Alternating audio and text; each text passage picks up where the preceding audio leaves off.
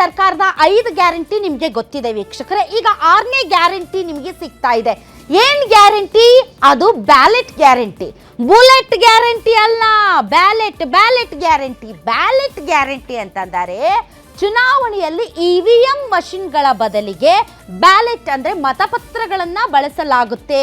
ಯಾವ ಚುನಾವಣೆಗೆ? ಮುಂಬರುವ 2028ರ ವಿಧಾನಸಭೆ ಚುನಾವಣೆಗೆ ಅಂತ ತಾವು ಅಂದ್ಕೊಂಡ್ರೆ ಅಲ್ಲ, ಬದಲಾಗಿ GBAಗೆ ಜೂನ್ 30ರ ಒಳಗಡೆ ಅಂದರೆ ಗ್ರೇಟರ್ ಬೆಂಗಳೂರಿನ 5 ಕಾರ್ಪೊರೇಷನ್ಗಳಿಗೆ ಏನು ಚುನಾವಣೆ ನಡೀತಾ ಇದೆ, ಆ ಚುನಾವಣೆಯಲ್ಲಿ ಇವಿಎಂ ಮಷಿನ್ಗಳು ಇರೋದಿಲ್ಲ.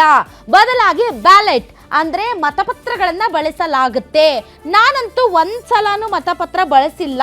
ಅಂದರೆ ನಾನು ಪಾಲ್ಗೊಂಡ ಎಲ್ಲ ಚುನಾವಣೆಗಳಲ್ಲೂ ಕೂಡ ಇವಿಎಂ ಮಷಿನ್ಗಳಲ್ಲೇ ಮತವನ್ನು ಚಲಾಯಿಸಿದ್ದೇನೆ.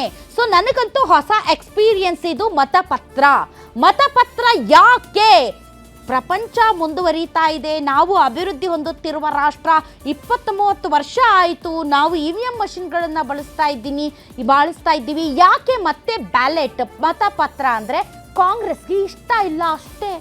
ಯಾಕೆ ಅಂದರೆ ಮತ ಚೋರಿ ಆಗ್ತಾ ಇದೆ, ಯಾಕೆ ಅಂದರೆ ಮಷಿನ್ಗಳು ಸರಿ ಇಲ್ಲ, ಯಾಕೆ ಅಂದರೆ ಮಷಿನ್ಗಳಲ್ಲಿ ಟ್ಯಾಂಪರಿಂಗ್ ಆಗ್ತಾ ಇದೆ.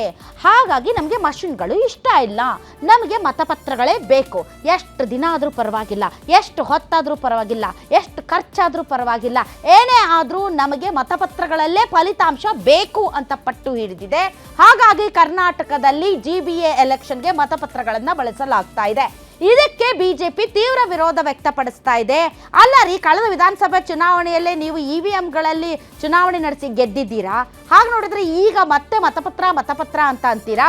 ಒಂದು ವೇಳೆ ಮತಪತ್ರಗಳನ್ನು ಬಳಸಿ ಚುನಾವಣೆ ನಡೆದು ನೀವೇನಾದರೂ ಹೀನಾಯವಾಗಿ ಸೋತರೆ ನಿಮ್ಗೊಂದು ಅಸ್ತ್ರ ಆದರೂ ಇತ್ತು, ಅದನ್ನಾದರೂ ಕಳ್ಕೊಬಿಡ್ತೀರಲ್ಲ ರೀ ಅಂತ ಬಿಜೆಪಿ ಹೇಳ್ತಾ ಇದೆ.